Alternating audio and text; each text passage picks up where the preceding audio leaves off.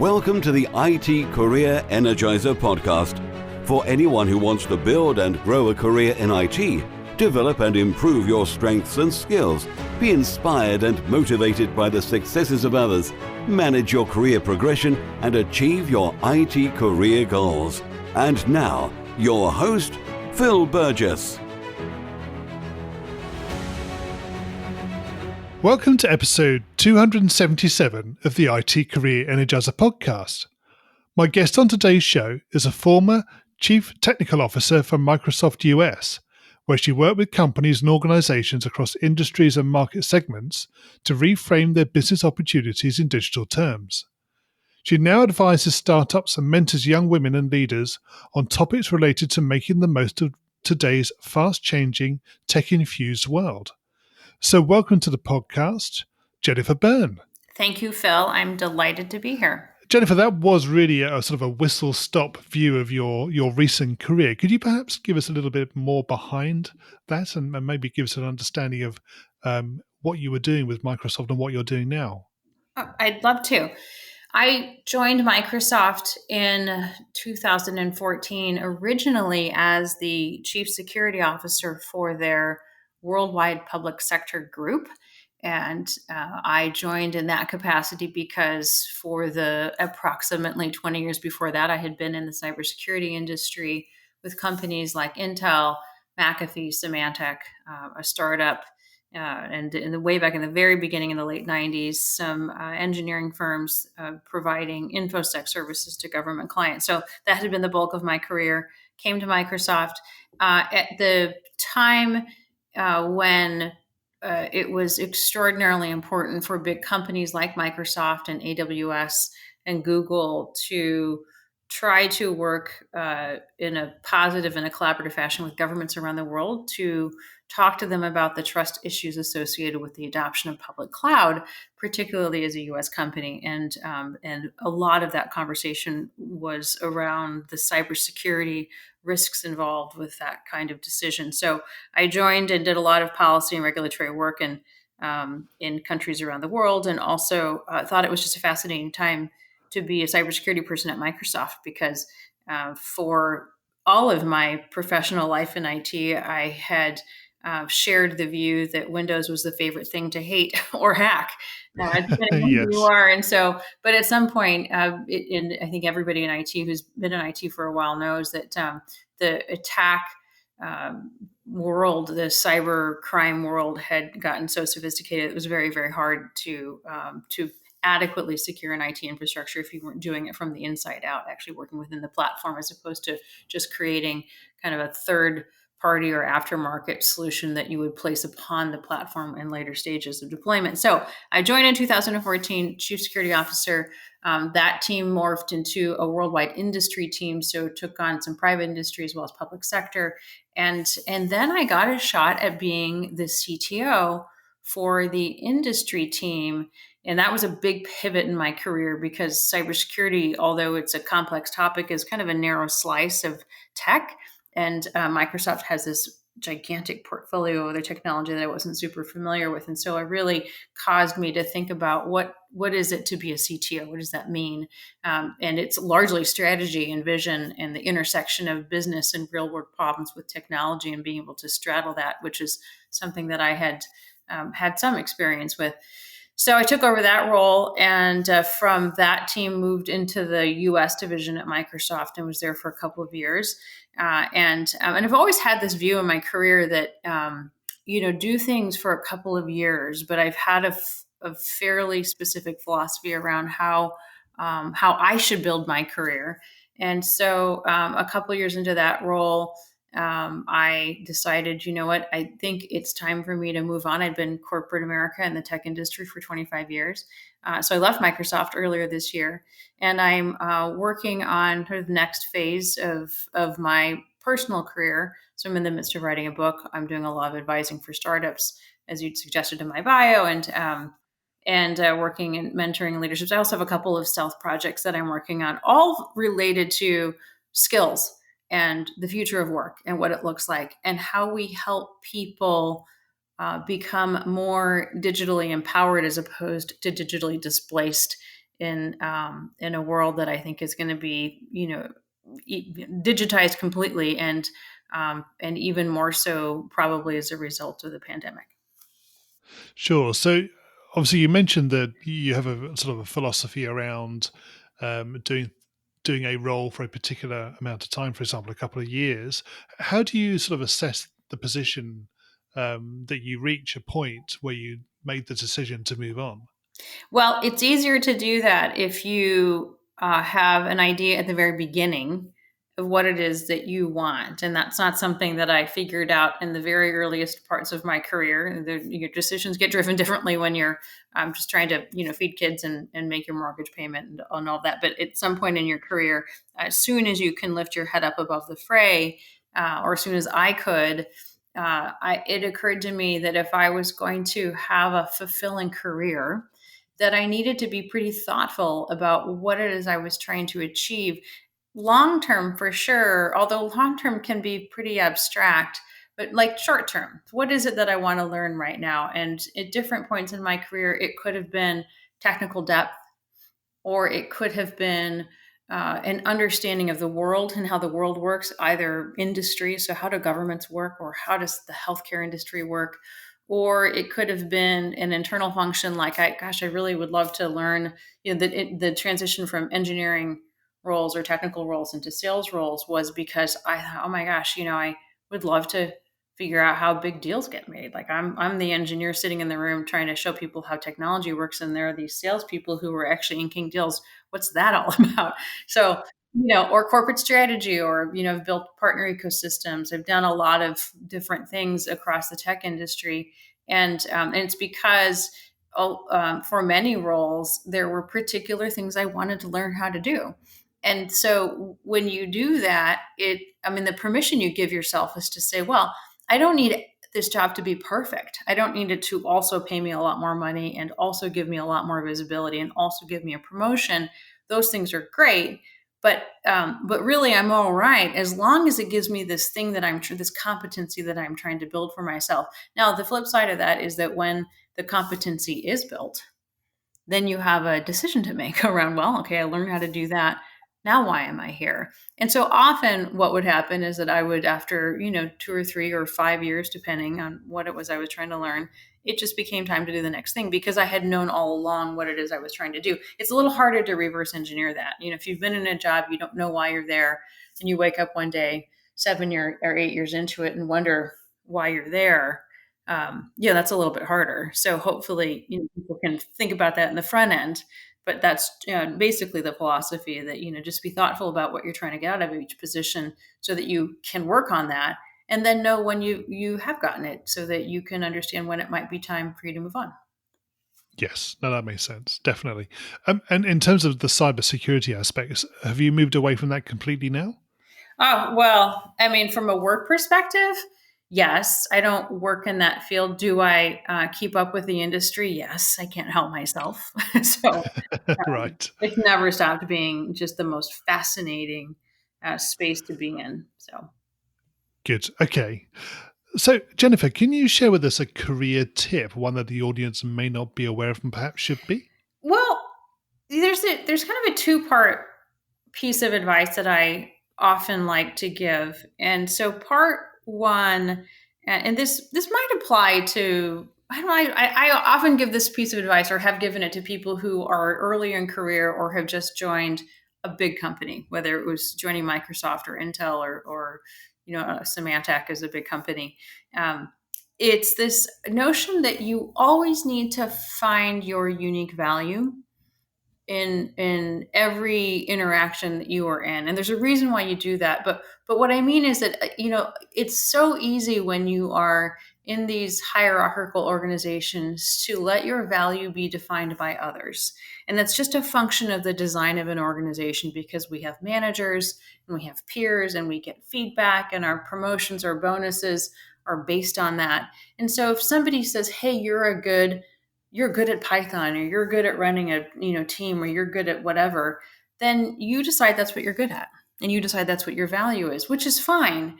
But you ought to really be very in control of your own view of your value. And that could be, in every meeting that you're in every one-on-one and every hallway chat, always just being aware of, in every given environment, what's the unique value you bring. And sometimes it's just being the convener of the conversation. Sometimes it's a particular skill or piece of knowledge you have. Sometimes it's your communication ability and your ability to lead the conversation. It could be a lot of different things. But the practice of that sort of mental process allows you to be very articulate about the value you bring to organizations, which is what allows you to talk about yourself in a very truthful way in your own conversation around, well, what is it that I want to learn? Because I'm very aware of the value I bring, but also when you're looking for jobs or networking, that you can describe to others why you're valuable. So that's part one of the piece of advice. That there's a mental discipline that I highly encourage people to undertake. So they always define their value on their own terms, and that it's an ongoing practice. The other side of it is understanding that in this world, given how fast everything changes, technology changes fast, for sure, organizational design changes fast, but industries are changing fast, the world's changing fast. It really matters less what you have done, right? When the world is going to change so drastically, it matters a lot more what you can do. But we still are a little bit stuck in the mindset of defining ourselves based on what we've proven we can do as opposed to our potential. So if you really are looking at your value, think about your potential and use those terms. Yes. So presumably that's a skill that develops as well. It's something you become more self-aware of as you do it. Well, I hope so. Yeah, but it's a permission thing as well. There's a bit of a mindset. So yeah, practicing, obviously, anything you practice well, you'll get better at. But it is a bit of a mindset to say, I think I could be good at something. Look, I was good at these 5 things, so it follows that I might also be good at, you know, something else similar. Yeah. I mean, and talking about those sort of conversations where there's sort of an expectation within an organization of what you add, um, how would you tackle that? Because obviously there are, as I say, there's sort of an expectation that you will contribute a certain aspect or element to a problem, for example. So here, I'll give it to you in the scenario of an interview. And I mean, I don't know how many people I've interviewed and hired in my career, but there are a lot. Um, and then if you add on all the times that you've been in an interview panel for, your peer is hiring somebody and they want you to interview them as well. I mean, it just gets to be, almost overwhelming how many people you talk to all the time. And so you kind of get good at we're listening for potential. And the way it often comes across is that you'll ask somebody, well, tell me about your last job, right? You ask these big open-ended questions. Oftentimes you're trying to sort out skills and experience. But there's something unique that some people add to this conversation where they will say, well, in my last job, I was on a team and we were developing this version of a product and blah, blah, blah. And we were doing research and I did that, for a couple of years. And then they, talk about some other experience they had. And then they do this thing where like, so what I really think I was doing was X. Like what I really learned was it wasn't just, it was, data analytics. I actually learned analysis, or there was some bigger lesson. There's some extrapolation of wisdom or insight that they just talk about. And they talk about it effortlessly because it's kind of been what's on their mind. Like they've been watching it unfold in their own careers. Like, you know what, I'm actually getting really good at math. Or, oh, I'm really getting good at blah, blah, blah. They talk about that.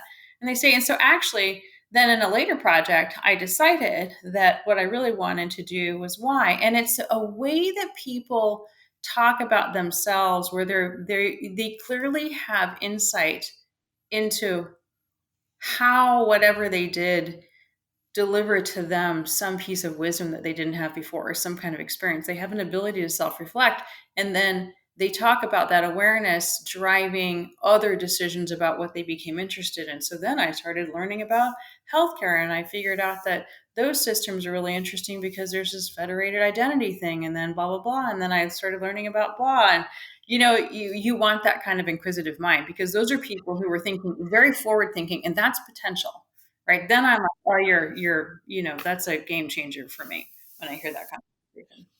Okay. So, Jennifer, can you tell us about your worst IT career moment and what you learned from that experience? I mean, the problem is that they all blur together. So I, I I want to say that the worst moments are the anxiety moments. They're the ones where early in career where things didn't work. Because tech can be an anxiety invoking field to be in, because you are held to a standard of like all well and good, but if it doesn't work, it doesn't work. And there were countless demos or implementations where you hit the button or you do something or the drop down field doesn't work or the screen is black or whatever, and all those things. I think that just gave me permanent PTSD those years of my career, the terrible careers. So, I mean, maybe that, but in the end, I think maybe the more abstractly, the worst IT moments were maybe the jobs I didn't take, the projects I didn't take on, the times I didn't lean in and should have taken on something I didn't. I was afraid of failure. Yeah. Yeah. So presumably that's something you're aware of now or conscious of, and you look for every opportunity that you can. Yeah, you get good at you get more comfortable with not being the smartest person in the room. You get more comfortable with failure over time. And so these don't, and I think that's just a lesson of when you failed in the past. If something, that terrible thing that you thought was going to happen didn't happen, then you eventually learn that failure is, kind of expected, particularly in this industry. Yes, indeed. Yes. And I think that there's often you hear people talk about when those things occur, think, what's the worst that could happen? Um, and that actually, when you do take that step, you find it's not nearly as bad as you may have thought. Yes, exactly. Hopefully. Yes. Indeed. Yes. Okay. And Jennifer, can you tell us about your career highlight?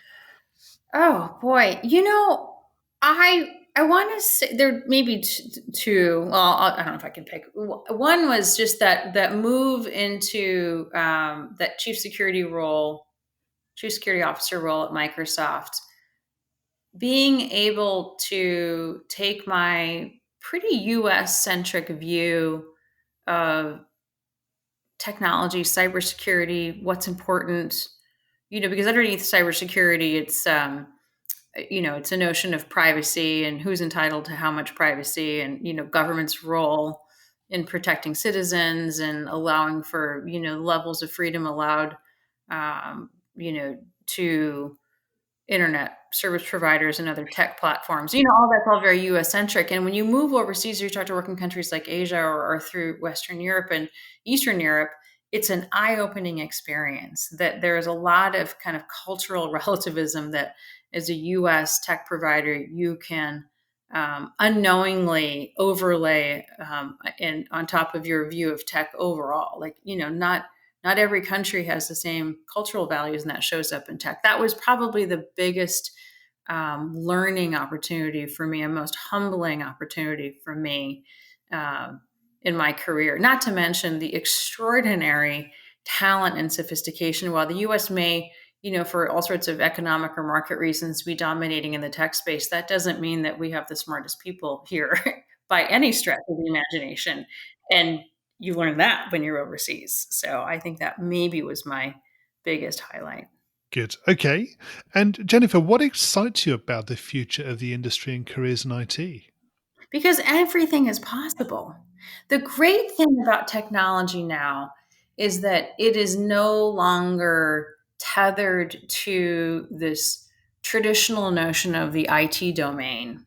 And there's a saying that we're all, no matter what our personal success or achievement, we're all only just standing on the shoulders of the people who came before us. And in the tech industry, I feel like that's extraordinarily true, because for 30 or 40 years, people have been in the back office of every company building the infrastructure, and it wasn't fun, right? It was networking. It was, we talked about storage systems and virtualizing stuff, and memory and data management strategies and things that, look, I mean, if you love technology, you love that stuff.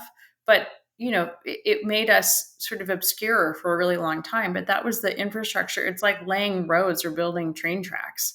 It's hard work. But if you don't do that, then nothing else great happens. And we've kind of arrived in a place now where technology is infused into lines of business. So now all of a sudden everybody has to, it's not good enough to just know technology. Are you going to apply it to healthcare? Well, you got to understand healthcare. You're going to apply it to education, or you're going to apply it to manufacturing, to retail, to whatever it is. Technology now gets to intersect with the world in a way that it didn't before, by virtue of all the work that went before. But what that means now is that everything is possible.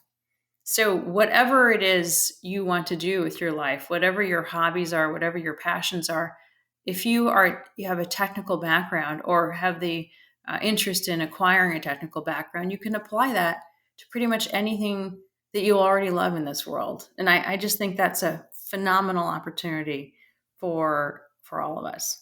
Yes, it is. And I think you made a good point about the fact that there's been like an evolution, really, hasn't there, of technology and to where we are now. I presume from what you're saying, you can see that continuing. Oh, I think it's absolutely endless and exponential as well. Yeah. Okay.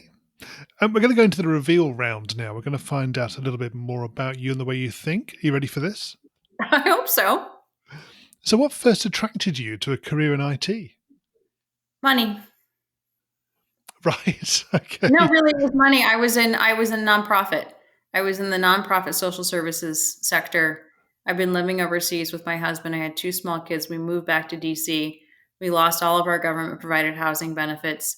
I couldn't find a job in the nonprofit sector that made any money. It was the late 90s, and tech paid.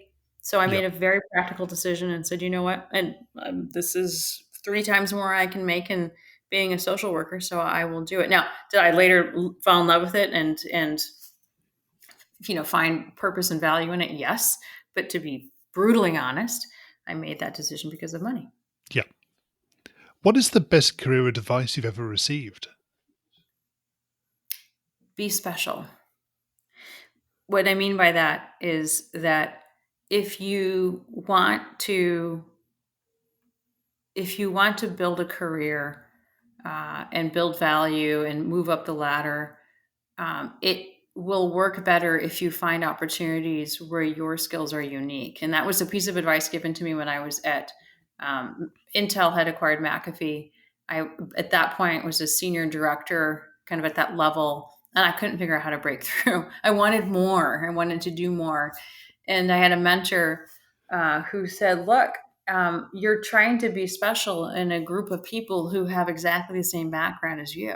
If you want to go do something special, go find a company that doesn't have a lot of cybersecurity people and work there.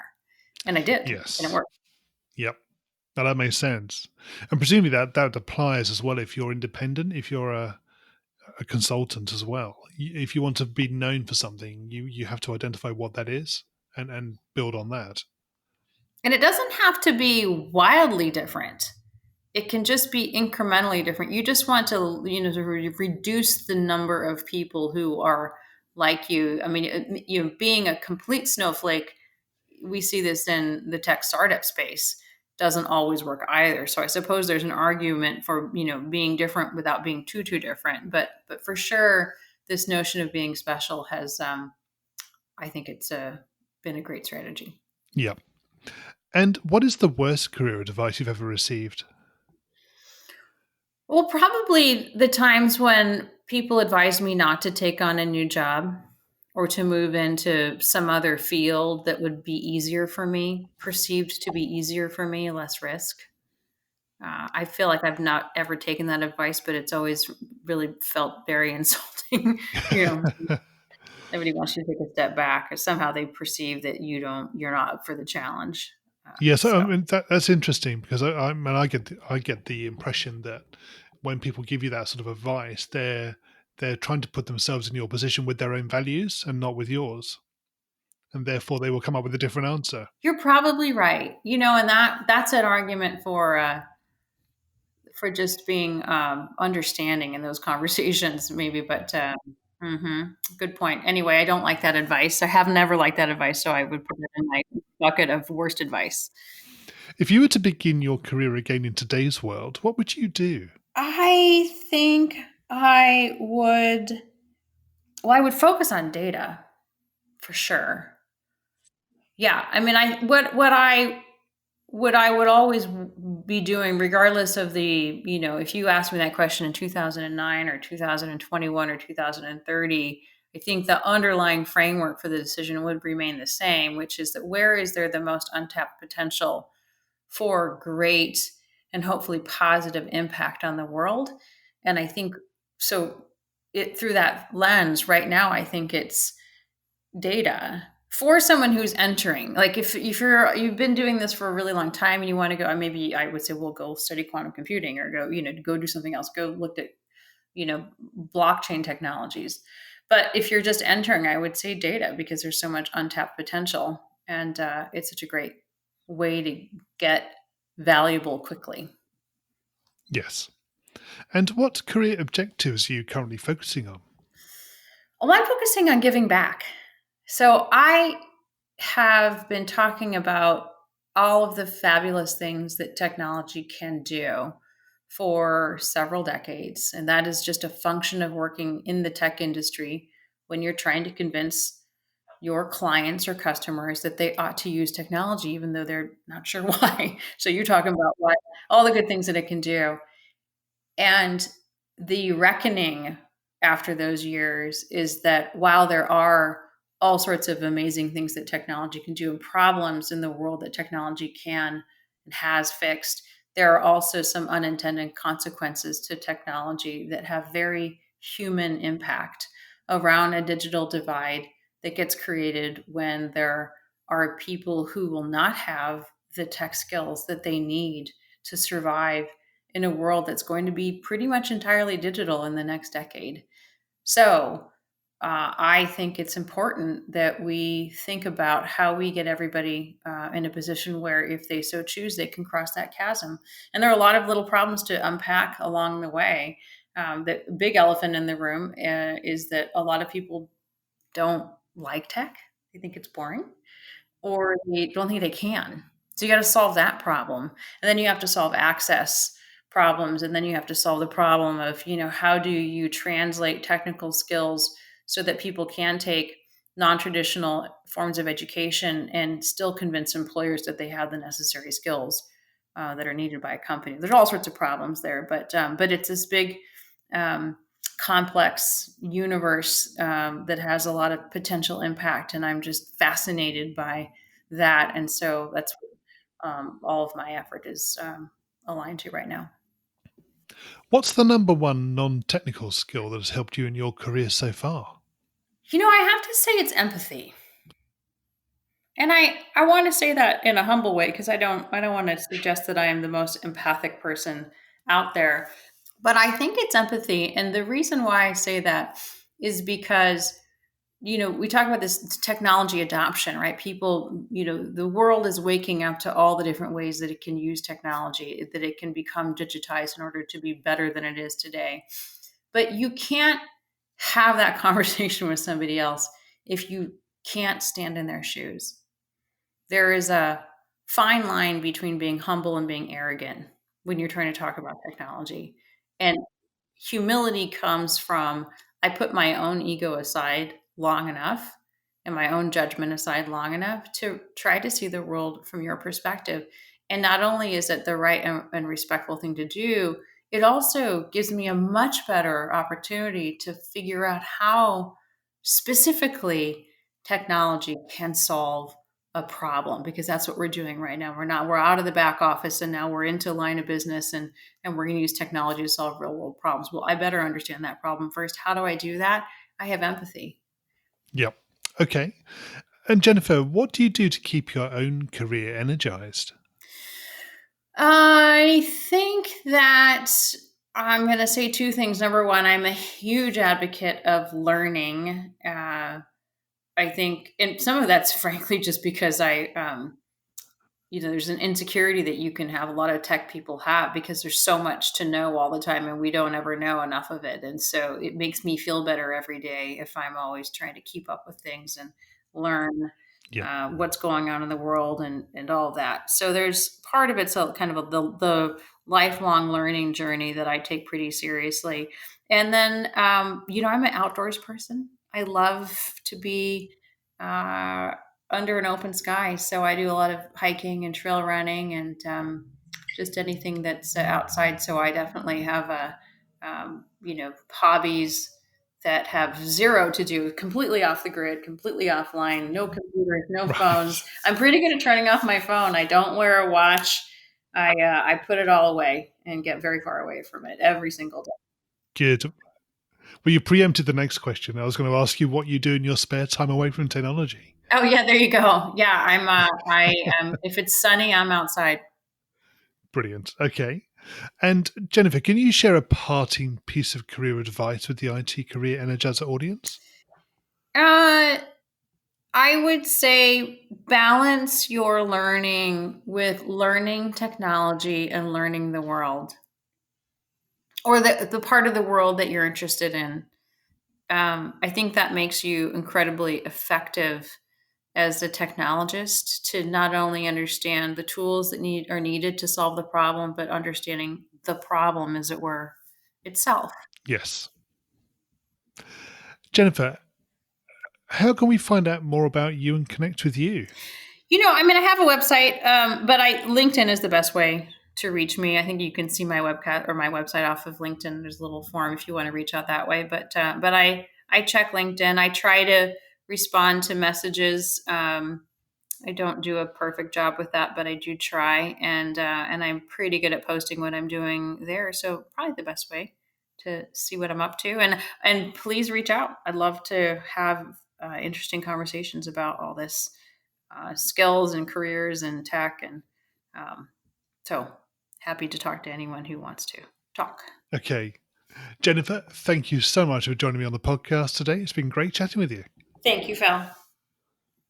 Hi, Phil here again. Just a final few words from me. Firstly, I'd like to thank my guests for sharing their career tips, experiences and insights with us on the show today. As you probably know, there have been more than 200 guests on the show so far, and I'm continuing to try to attract new guests that can provide great insights to all of us. However, to enable me to do this, I need to ensure that the podcast continues to grow and reach an extended audience. And you can help me in doing this by subscribing to the show and providing a rating and review in whichever platform you listen to. Thanks again for your support, and until next time, have a great week. Thanks for listening to the IT Career Energizer podcast. To find out more about building a successful career in IT, visit itcareerenergizer.com.